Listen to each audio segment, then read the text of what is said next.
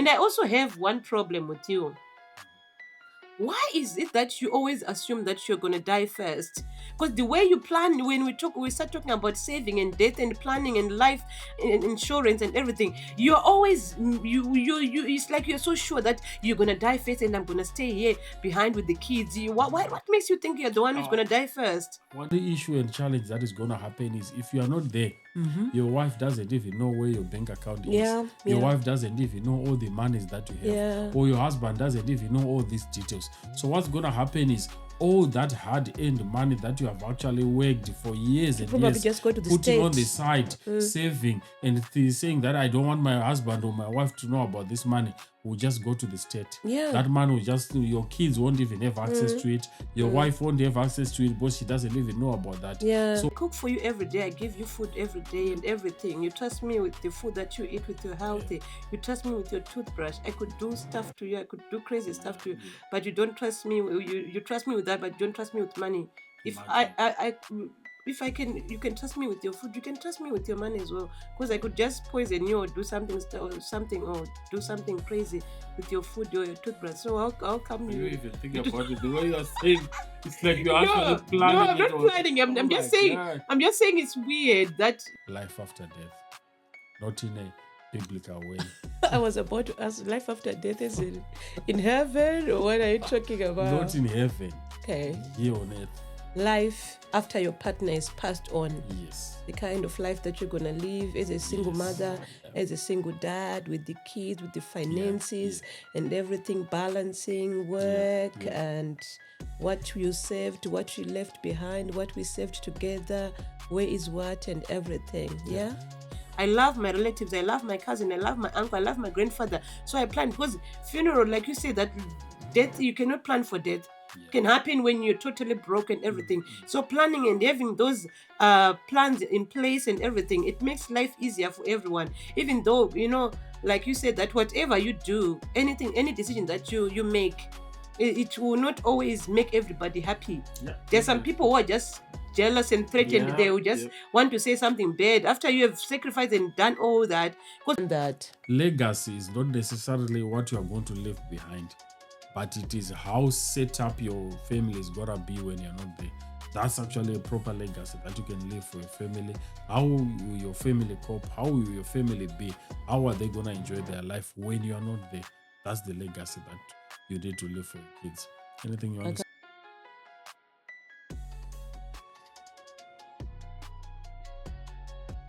say? Greetings. Welcome to Real Life Conversations with Isa and Ongai.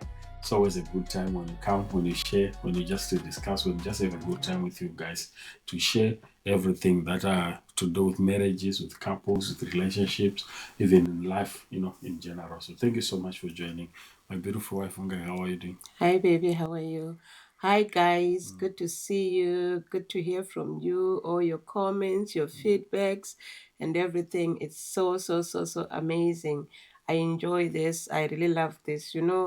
People sometimes they say there's no job that you can enjoy. If this becomes my full-time job, I think I would enjoy this, because the interaction and everything is just amazing. So thank you guys for your feedbacks and all the topics that you give to us and all the questions and the corrections. We really appreciate it. I hope you're going to enjoy and learn from this one. Thank you. Thank you so much, guys. We really appreciate you. We really appreciate each and everything that you share with us. So today we've got an exciting topic. It's exciting, but at the same time, it's a sad topic. So normally, people don't want to discuss about death or discuss about, when I'm not there and she's there, or when she's not there and I'm there. So normally people don't want to have this conversation. But, we actually found out that, this is a very important conversation that you guys need to have as a couple, so that at least you know that your couple or your partner is safe even in your presence or even in your absence as well. So it's very important to have this discussion. So today we are going to look at some of the things that are to do with life after death, not in a biblical way. I was about to ask, life after death is in heaven, or what are you talking about? Not in heaven. Okay. Here on earth. life after your partner is passed on. Yes. The kind of life that you're going to live as a single Yes. mother, Yeah. as a single dad, with the kids, with the finances Yeah. and everything, balancing work Yeah. and what you saved, what you left behind, what we saved together, where is what, and everything. Yeah. The last thing that you want is actually for your partner to cry, when you are not there in your absence. And they are crying not because they don't, they are They're missing missing you. you. They are crying because they don't know where the money is hidden. They don't know what they are going to do next, where their meal is going to come, where their rentals are going to come. So we want to have a way that we can actually eliminate this kind, of stress from your wife. So the first point that we want to talk about is, you have to make sure you avoid any financial, what call it, secrecy. So I don't know whether it's a right thing or a wrong thing, or it's being selfish. You know how I'm in the middle of crying. I'm crying. I'm mourning my husband. People will be coming to me whispering, there's no cooking oil. We need cooking oil. To the person who is mourning, who is crying. So it's very important to save, to have money on the side, to save, like you are saying, and not to have financial secrecy. You'll be like, my husband will be like, I'm saving. We have money. We are putting money somewhere. I don't even know where that somewhere is. And I also believe that financial secrecy needs to unnecessary spending. Because if you are the one who knows about the account and the money, and I don't know anything about it, there is lack of accountability. Because you can do whatever you want with that money without me knowing. I don't know anything about it. I don't know how much it is. Maybe you don't trust me. Maybe you think if you tell me I'll spend that money, but we should be able to communicate, to teach each other about money and everything instead of hiding it from each other. So I think it's very important to communicate, okay, babe, we are saving this money. Like we said before, like when you're saving money for mortgage, whether someone is passed on, whether you have got an emergency, whether whatever, that money cannot be touched. So you communicate with your partner, so we have this money. Because if you have that secrecy, you have that account that only you know about, sometimes it can lead to infidelity. You've got money that only you know about, that I cannot account for, that you're not accountable for. Someone comes to you, your work wife comes to you, or your church wife, like, I'm stranded, I need some money. Please, if you could borrow me £1,000, I'll give it back, what. And you all want to look all macho and like, you're a responsible man, you have money. You can take from that money and no one will ask you about it, because I don't even know about it. And with your pride, you might not even go after that money because you want to please that person, or you want to look cool in front of that person, and that money is gone. So avoiding financial secrecy, it makes us accountable. It makes sure that we account for the money that we have, and when the other person is gone, there's no need for me to suffer. I don't even know the signatures that are needed, the paperwork that is needed. We've got savings, we've got money somewhere. I'm saving money. Where? How do I access it? When you die, how do I get the money? Is it for you? Can the kids access it? Maybe both of us, we are involved in an accident. Is it possible for the kids to access that money? Who can get it in case both of us pass away? Who has because there should be a third part who can access that money, because accidents happen. We have heard of when couples are involved in an accident, they're both gone or they both die, and then what's going to happen? Or maybe it's you who is gone. How do I access it? How do I get to it? So financial secrecy, I think we should. Because the other time when we did that conversation about finances, we actually had a lot of other people saying, I can't let my wife know what I have. I can't let my husband know what I have. Yes, it's good when you are like that, according to your understanding. But the only issue and challenge that is going to happen is if you are not there, your wife doesn't even know where your bank account is. Your wife doesn't even know all the monies that you have. Or your husband doesn't even know all these details. So what's going to happen is all that hard-earned money that you have actually worked for years and probably years, just go to the putting on the States. side, saving, and saying that I don't want my husband or my wife to know about this money, will just go to the state. That money will just, your kids won't even have access to it. Your wife won't have access to it, but she doesn't even know about that. So all those, savings, all those hard-earned money that you have will just gonna be, thrown away, because you were actually having access to this money on your own, and you never shared with your partner because you are just saying, no, I don't want, my wife doesn't need to know how much I have, or my husband doesn't even need to know how much I have. Yes, you're just thinking you're punishing your wife or your husband, but you're actually punishing yourself because this money is just going to waste. There was this ad that I saw. There was a wedding, and then I think the bride stepped out, and then when they tried to come back inside, they were like, "This is strictly by invitation. So if you want to come inside, you need to show me your invite." It was like, "I am the bride. Look at my picture. That's me. Like, I see the picture, but this is strictly, but you don't have an invitation."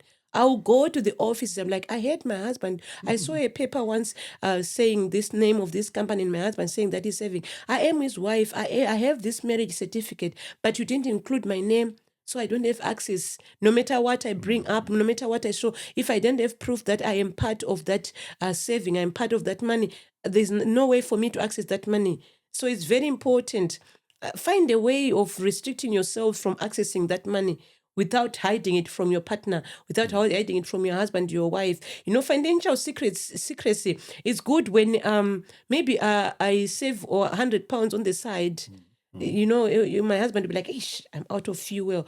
There's this emergency." I'm like, there's this £100 that I saved on the side. We can use this. That's exciting. That's something simple. That's not something big. But when you are taking 10,000 on the side, 1,000 on the side, without your partner knowing and saying that I'm saving for a rainy day, whatever, small amounts, yes, that my husband will be like, and I'll be like, "I know today we're not cooking. I saved this £50. We can go eat out." My husband will be happy, will be like, "That's good. Thank you. That's being a good wife. At least we've got something on the side." That kind of financial secrecy is understood. That's okay to just have a little bit on the side in case of a rainy day. But when you have lifetime savings that your partner do not know about, no.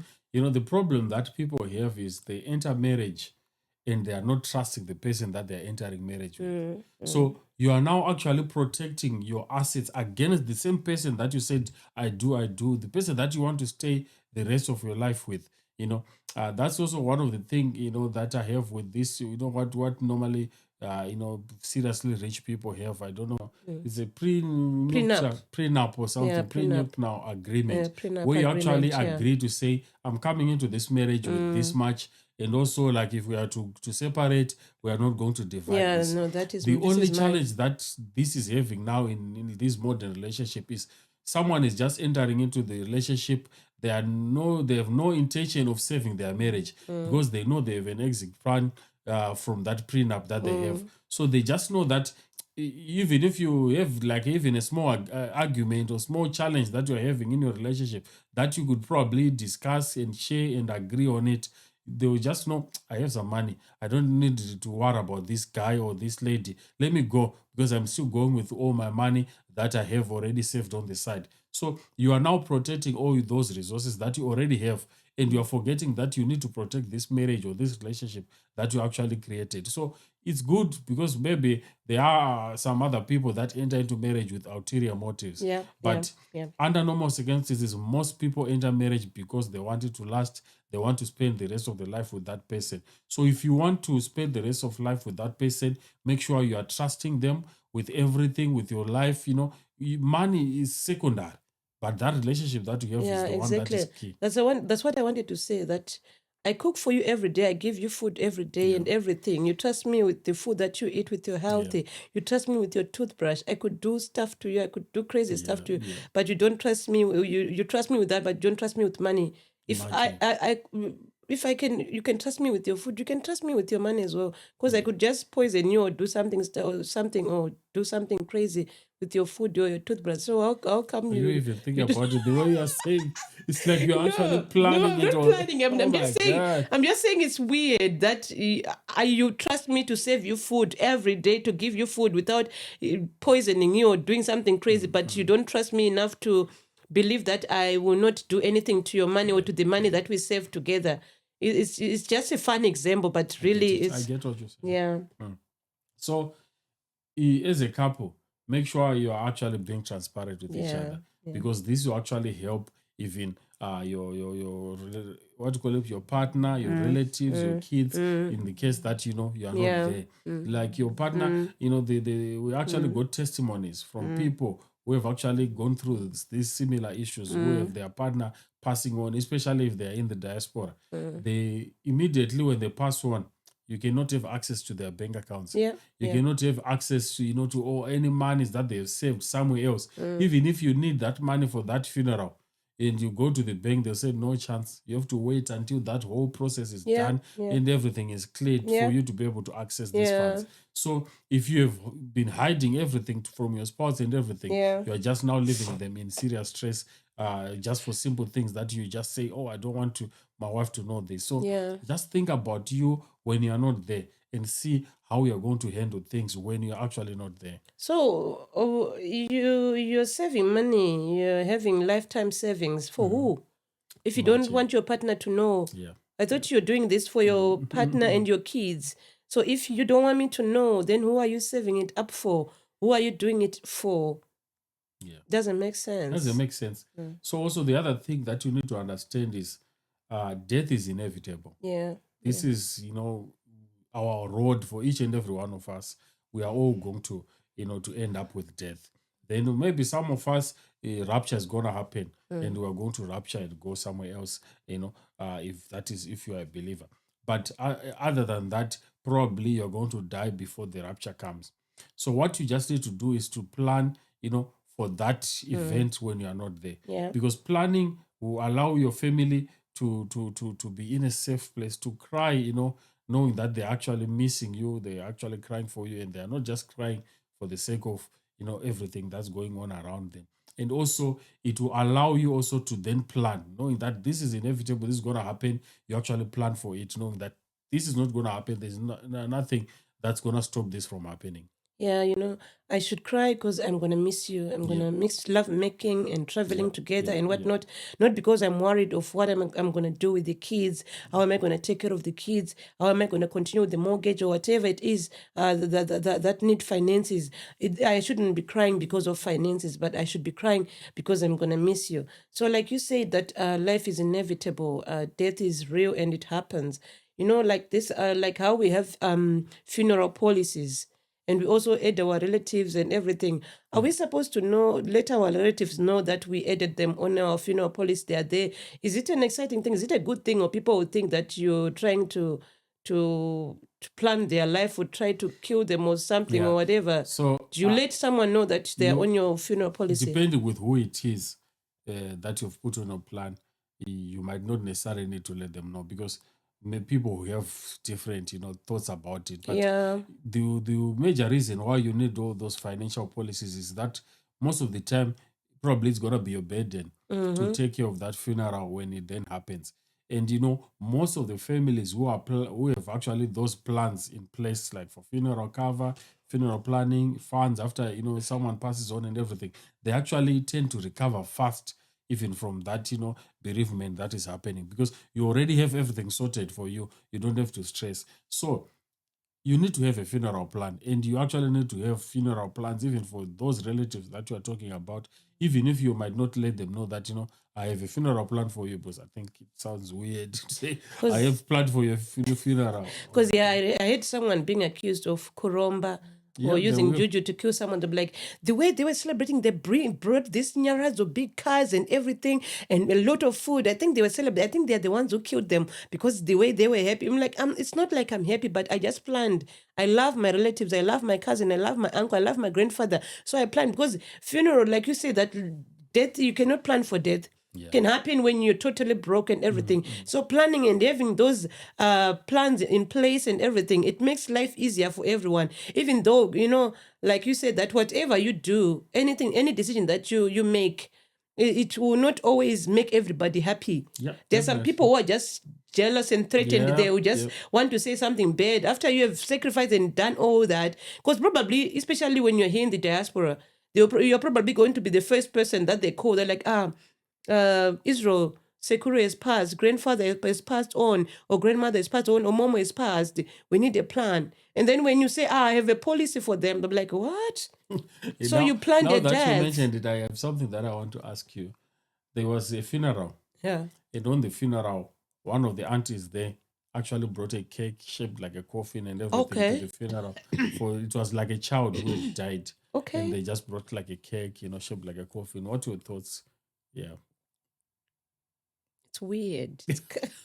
It's so weird. And most importantly, And it's a child. people, yeah. And when did she plan all that? Imagine. And also what maybe people might not even know, understand is, like, while that boy was still alive, were you buying a cake maybe for birthday and everything? Yeah. Only If to it buy was a cake normal for... cake, it's okay for people to have cake whilst they're mourning, whatever. There's nothing wrong with that, having cakes or whatever. It just Why makes... do you need a cake on a funeral? No, for dessert or some for pudding, just eating, whilst you're chatting, whilst you're singing and mourning, whatever. If But you are eating to cakes have on my one... funeral, I will come out of the I thought cake. we were going to celebrate life, not mourn you. Yeah, but don't eat cake on But my funeral. a coffin-shaped cake on a child's death, on Imagine. his child's funeral. That's so weird. Yeah. So, when you're actually planning for funeral, you need to have that policy and make sure your spouse is aware of all the details with the policy, whatever, company it is. Make sure you let them know of all these details. I always found it interesting, like especially here in the UK, you find out that there are people like who already have bought like this piece of land where they will actually get buried. And this is actually future planning. You know definitely you're going to die. Yeah, definitely. There's no two ways about it. So there's nothing wrong if you can actually prepare for it, have everything ready for it, and have even you know exactly where you're going to be buried. It could be back home in Zimbabwe, it could be at the cemetery in Glen, I don't know what, Glen Forest, or back home in your rural home. Just let your spouse know exactly where you want to get buried, and let your family know immediately when you are gone. Everyone knows exactly. They are not even worried to say, where is it going to be buried? Now that I'm thinking of it, I think where you can put me, where do you want to put me? Where you die at. If you die in Paris, we'll bury you there in Paris. If you die somewhere. So you just have to prepare the money, not to buy land. Because I don't want the struggle of me having to travel with you all the way to Zimbabwe. Unless if your policy... I want in Zimbabwe. If your policy covers everything, it covers the if you have a policy, our policy covers for that. But let's say if someone who doesn't have a policy that covers for the air flight, for your body to be carried to Zimbabwe and everything, and for me and the kids to travel there, it makes it so strenuous and so stressful for me to get tickets for the kids and everything, to travel to there and everything and whatnot. And maybe we've not been there for a long while. For you to bring people together and everything, for people to travel, others are coming from Gokwekwe and everything, they have to travel to Glenlane, whatever, Garare, whatever. It can be stressful, So I personally, I wouldn't mind to be buried where I die. Okay. If I die in Bahrain, just bury me there. If I die anywhere, I don't want you to have that stress of you thinking of how am I traveling with the kids and whatnot. And I also have one problem with you. Why is it that you always assume that you're going to die first? Because the way you plan, when we start talking about saving and death and planning and life and insurance and everything, you're always, it's like you're so sure that you're going to die first and I'm going to stay here behind with the kids. What makes you think you're the one who's going to die first? I want you to just use known statistics, not necessarily what I'm just speaking to you right now. Just go to your own relatives. Don't go out there from people that you don't know. Just go to the people that you know that are close to you, who are there, who have survived, and find out, who actually passed on first. It's not only because maybe ladies are the ones that are responsible for that or no. It's just the lifestyle, choices that we make as a man and the lifestyle choices that we make as a woman. Most of the time, probably the men who always pass on. I can give you a lot of examples. Even my father passed on before my mom passed on. So this is just the cycle of life. Most of the time, the female will survive more than the males. It's just how it is. It's said, but that's just how it is. So you just need to know that probably I'm gonna be the one. Unless it's an accident or something, most of the time it's gonna be me. I don't know. Don't say that. That's so creepy. That's so weird. No, you should just have plans in place for both. When we are discussing about it, okay, let's say it's me who have passed on first. How are you going to survive and everything if the kids are younger, if the kids are grown and everything? Putting plans in place, either of us. Yep. Not you are all the time when you start talking about.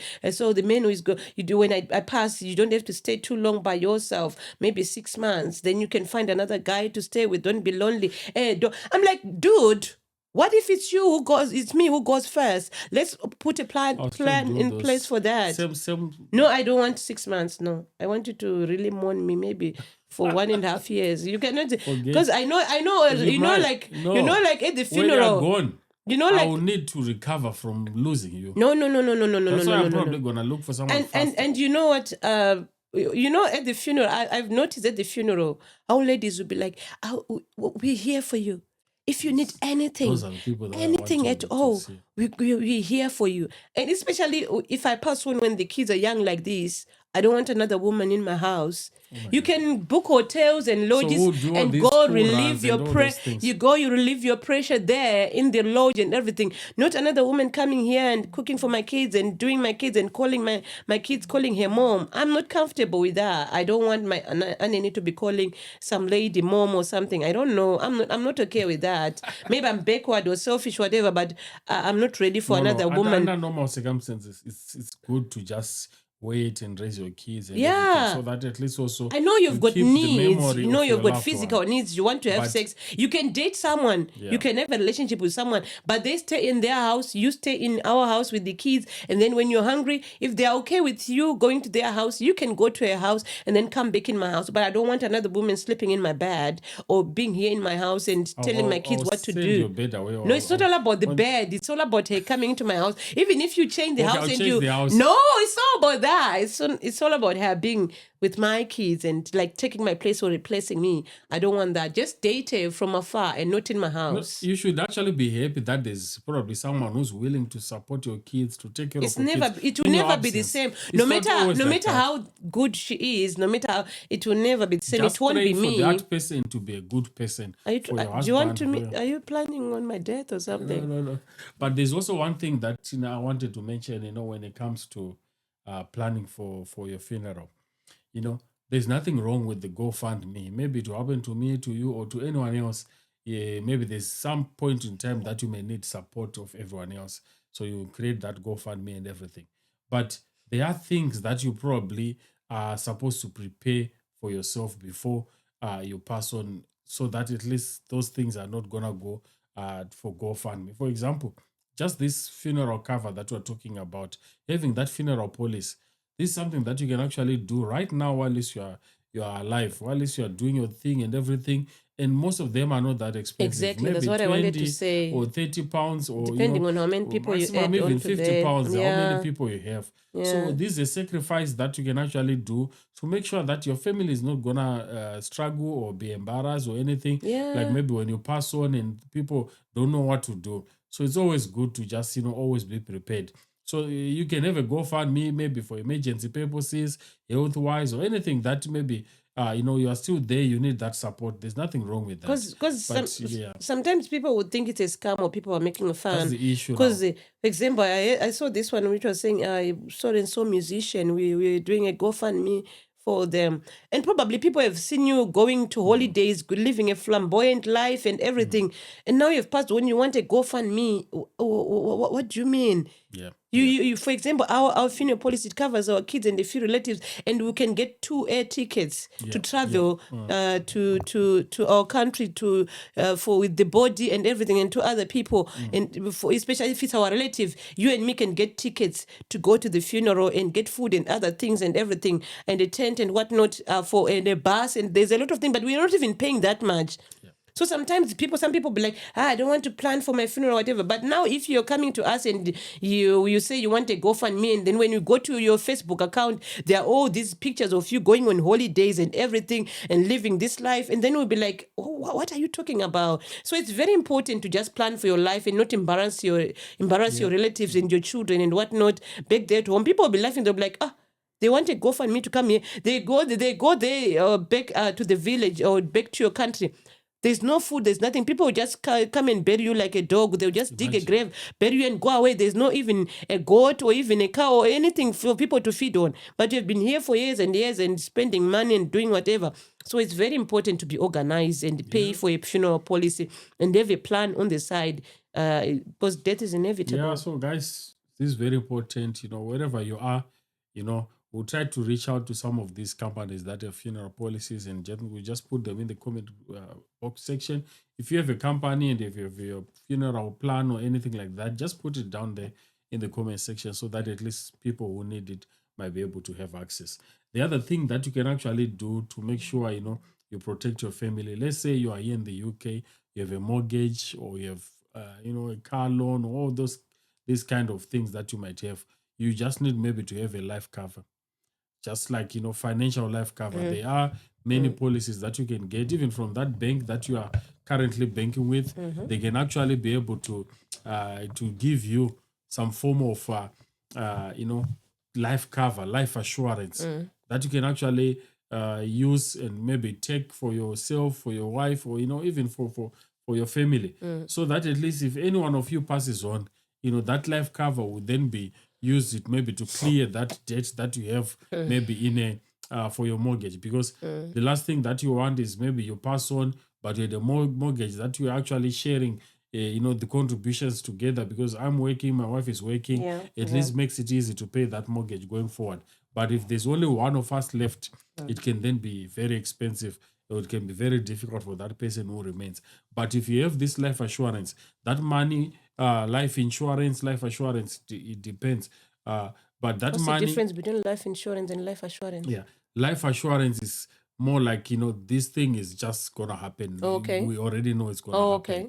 Then insurance is just in case it happens. Okay. So I Okay. think that's my understanding anyway. Okay. But so you just get to know exactly what's gonna happen.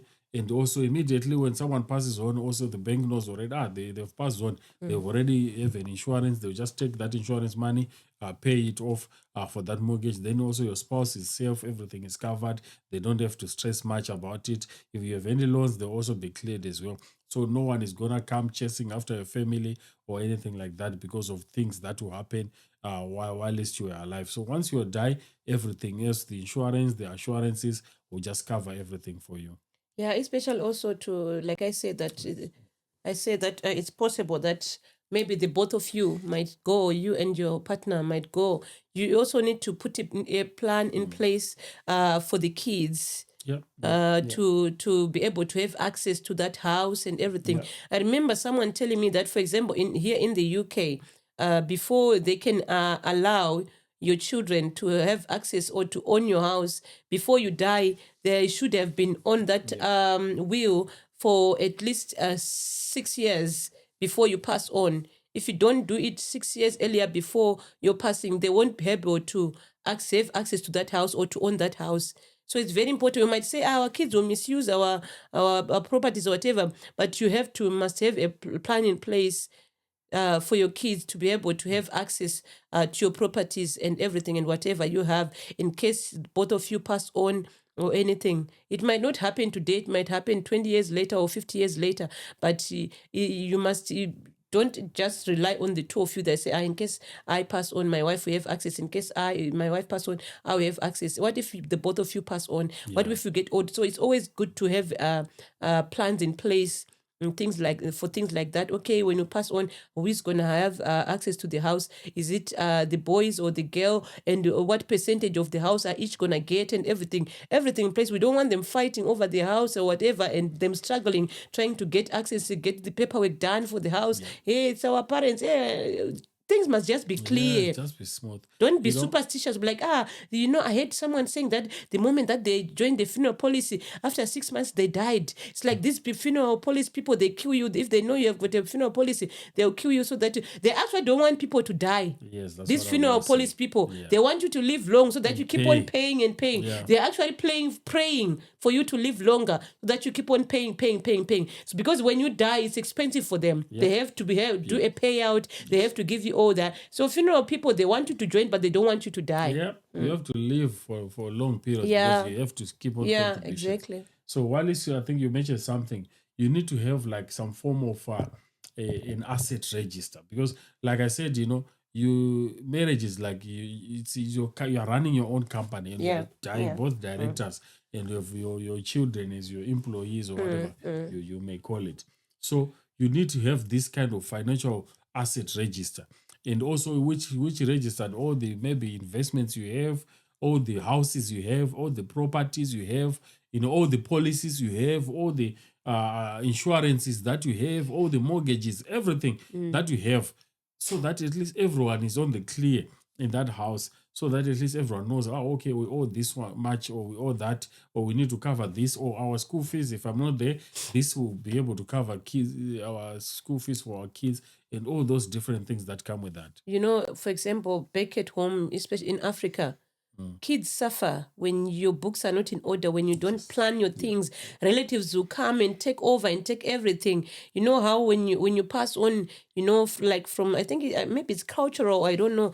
You know how your people from my mom's side, let's say I pass on, my sisters, they'll come and take everything, the kitchen units and everything, my clothes, they'll take everything. Even if a daughter likes it, they'll be like, my daughter likes it, they'll come and take everything. They'll be like, it's your mom is not your relative.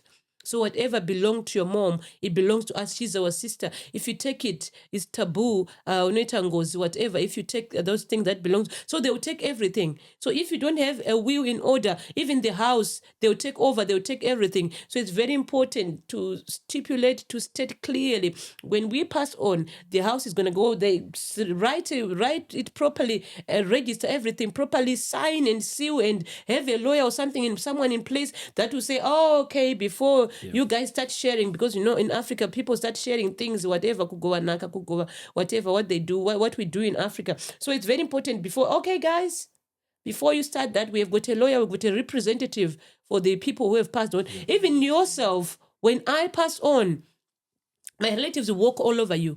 They will be telling you, you cannot go into the kitchen, you cannot touch things in the kitchen. They belong to our relative, they belong to our sister. You cannot touch that. But if you have got the plan and purpose, my wife told me that nothing is going to come out of the kitchen.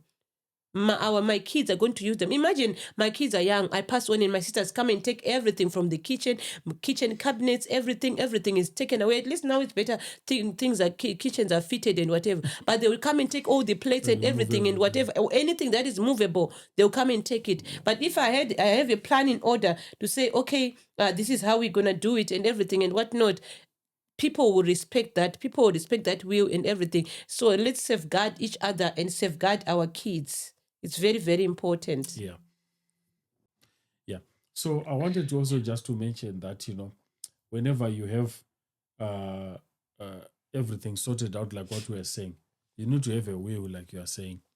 You need to know you have a will, and also you have like maybe an executor who's probably a lawyer or anyone who's responsible to be able to execute your will when you're not there.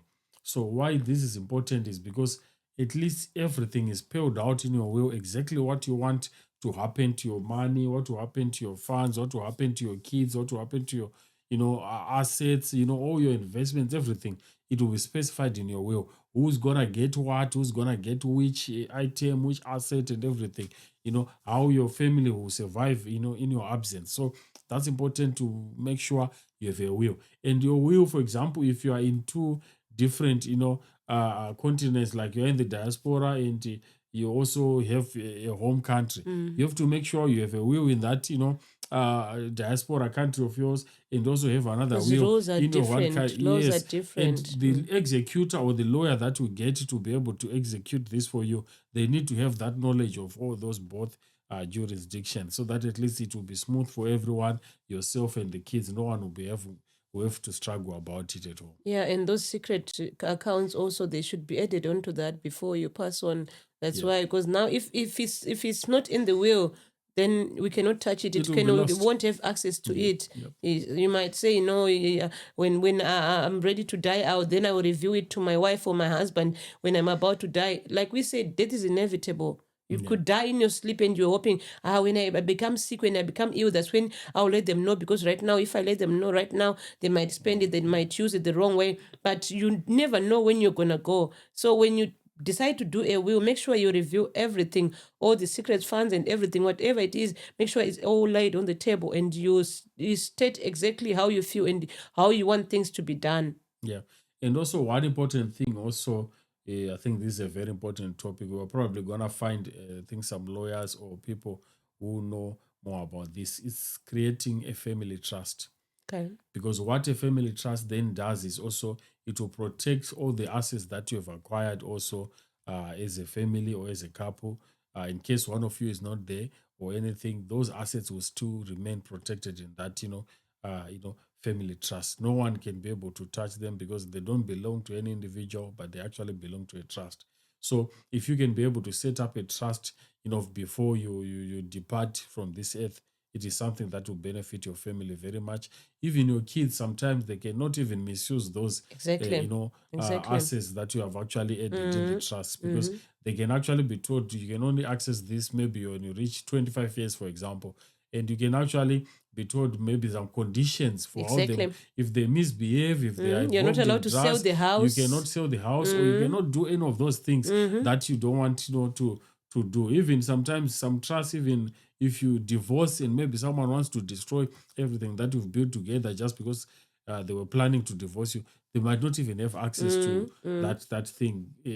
People just get all the what you both agree to say. If you have 50%, 50%, 20%, everyone will just get his percentage Exactly. from there. Exactly. So a trust is something that you should think about if you're actually planning, to protect your family and your resources and everything.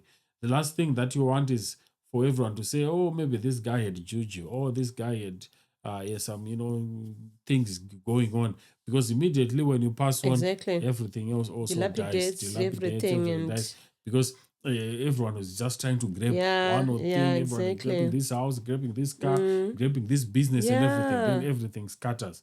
But if you have these things in In place, place. it will protect your legacy, that will Yeah. keep on going, everything. They say he actually set up a good theory process, everything is sorted, everything is going on smoothly. So it's very, very important. Yeah, that's very true. That's very true. Especially when it comes to kids, we don't want to make them lazy. Like, why should I work? My parents left things in place for me. Why should I do that and everything? So it's very important to stipulate everything, especially when you have a business running. Make sure that it continues to run smoothly. Put everything in place. My kids can take over at a certain age or whatever. We have professional running it. It's all the conditions, everything from A to Z. Every nitty-gritty, everything must be in order and everything, and you must agree together to say we don't want to have other wheels behind the wheel and everything and whatnot, and you doing other things, and you have another family that we don't know about. You have another wheel there, and then when we try to access things, they'll be like, no, this is the family, whatever. So everything must be, even if you have a child that we don't know about, we have to. Oh my goodness. So everything. So I can tell Why you are you now. smiling I can like tell that? you now about my other kids. Yes, you have to tell me now, and then I'll kill you. You I'm forgive joking, me. guys. So if you have anything, maybe you had a child before your marriage or during your marriage, you made a mistake, and you have a child out there, just talk about it. Oh, so baby, I have this child also that I had. I'm sorry about it, but I also want to involve them into the will and everything and whatnot. So make everything clear. I also want to involve my mom. I also want my mom to get one of our houses, the one in the rural home in Africa. I know you don't like rural homes and everything. You can have the one in town, and then is it okay if I give this one to my mom and everything, so that she can have a place to stay in case we go first before she goes and everything. And I also have my sister. Her life is a little bit tough, she's a divorcee and things are tough for her with the children. Is it okay if we give her that car or give her that other business that we have in Africa? Talk about it. Don't do it. Don't do it behind each other's back. Whatever. Make everything clear. Say how you feel. Say how you want things to be done clearly, without hiding or without doing anything. So trusts are very, very, very important. They safeguard your future. They safeguard your kid. They safeguard your business. Nothing is gonna go to waste and nothing will be destroyed just because you're going. Things will just continue to flow. Hanzi kufa kwemujoni company ivari. Your business must not stop running because you have died. Things must continue flowing. And also, it's very important to make sure that your wife or your husband knows and understands your business. Make sure that you put them in the loop. They understand. Not that when they go to a board meeting and then people start talking about your assets, she'll be shocked, like, we have that. Is that ours? We do that. We actually have that. Put each other in the loop. I might not understand fully, but it's important for me to know, okay, we have this. We've got shares with Dairy Board. We've got shares with Econet. We've got shares there and whatever and whatnot. Chichi, I'm a director in that company. Let each other know everything about. Why are you hiding it? Why don't you want me to know that you've got shares with Mbada Diamonds or something? Why are you hiding it from me? Yeah, it's a question. Why are you hiding it? I always say I don't hide anything. No, I'm just, you must answer me as a man. Why do men do that? So one thing, like, just to answer you, Excuse me. Sorry, guys. Just to answer you to what you just asked, is that you need, like, whoever it is between the two of you, if you have something that you are planning, could be this will, could be this shares, or anything that you have, this trust, you need to communicate and share it with your family. Educate your family about all these things. Sit them down, explain to them why you are having it, explain to them how they can be able to access it, explain how it will help them. For example, if you have that family trust, explain to say your kids, this is going to pay your school fees. And how it's gonna do you cannot it touch is this you cannot before touch this it. time. You just bring an invoice and then you give to this lawyer. Then they'll pay for your school fees. They won't give you this money, or they won't allow you to sell it, and they won't do this. But this, this Brother Diamond that you mentioned, these shares that I have in this company are the ones that are feeding into this account. Then this account is the one that's giving you. Maybe, for example, you have even, like, Bitcoins, those are Bitcoin things. They have, like, I don't those even accounts. know what that is. Imagine. You haven't even told me about them. It gets even worse. Those Bitcoins, they have those different, how to access it. They have a code that can be very long, or whatever. I don't even know the and code. If you lose that code that you have, in your Bitcoin savings, no one will be able to access. Ahead of a guy, he has millions of dollars in his Bitcoin. Now they're even worth even way more. But you can't find the hard drive that he saved those codes. You should have given a partner or someone that they trust that code, or a lawyer or someone. Something like that, so that they can protect their investment. Now it's all useless. Now you can't access it. You're just the same as me, who has got no pound in my account. Just know that because there, you don't trust people. You have to trust somebody in life. Trust someone. You have to trust someone. So that's important, to make sure your family has that knowledge of how things are gonna go. And also, it's a sad conversation to have, because we are talking about death, but it's a very important conversation to have, because it helps you plan, it helps you know exactly what's going to happen. And I'm sure if your family also loves you, they will appreciate, that definitely information that you're actually sharing with them. Definitely. So, guys, if your relatives, they add maybe your parents or your grandfather or your grandmother onto their will, it doesn't mean that they want them to die, or they killed them or whatever. They just trying to make life easier for everyone, for you and everyone else. I remember how you were so appreciated when you had a funeral plan in place for my dad when he passed and everything. You were so celebrated by my family, and they were so proud of you. Say, Mkwasha Aviga Wateshara wake, the son-in-law has buried his father. When we did it, we were just like, let's just add my dad. It was a simple thing for us when we were doing it. We're like, no, we can add him. And then when it was time for the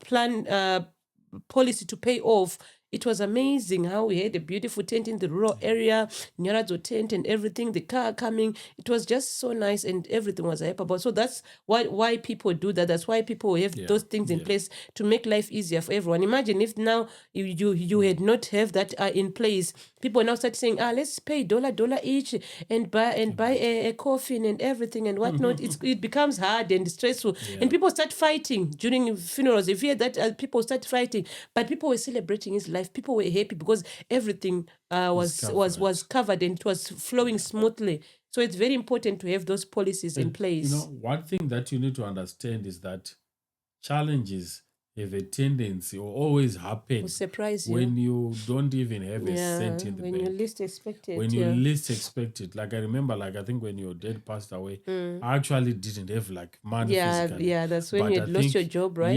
Yeah. Oh, not yet, but almost. Things were just not we're not in the place. So that time, that Nyaradzo policy, and people actually thought you were loaded when you did that. You'd be like, they have money. Nyaradzo came through. They gave me some money for groceries. Exactly. They paid even for the coffee, the vehicle, to the tent, hair, everything, everything that was needed for that was just covered. And made you look cool. Imagine. Not only and you were broke. My mom. Yeah, she was so proud. She was so proud. My mom was there. She was inside. She was and so proud. People will be talking about it. We want to thank Mkwasha. Who's Mkwasha? Like, Which one?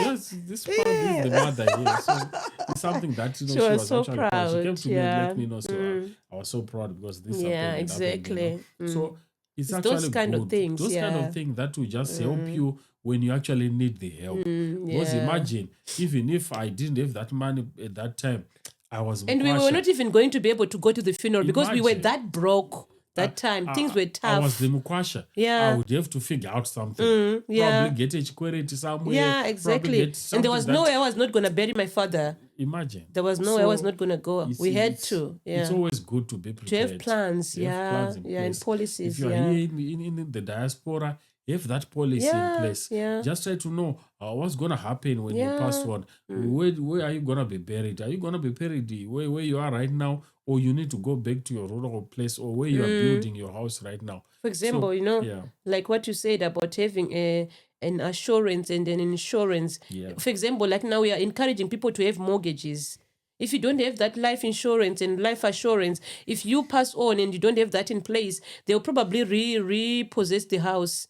But if you have that assurance and insurance, that, like you said, they will just clear off the debt and everything, and then the kids or your spouse will enjoy the house. So just starting a mortgage and having a mortgage is not enough. You still have to have those plans in place, those life insurance, assurances, and everything, covers and everything, so that if something happens, the inevitable happens, everything will be in place and everything will be covered and cleared without your partner worrying. We don't want someone to remain behind and start suffering, becoming skinny and worried and getting into an early marriage because they are just, I'm looking for someone to take care of me. So I have no option. I have to look for someone rich to cover things up. I don't even like them, but I'm just looking for a safe net. It's not Even good. on the funeral, you're actually looking and saying, maybe this is the potential one. Yeah.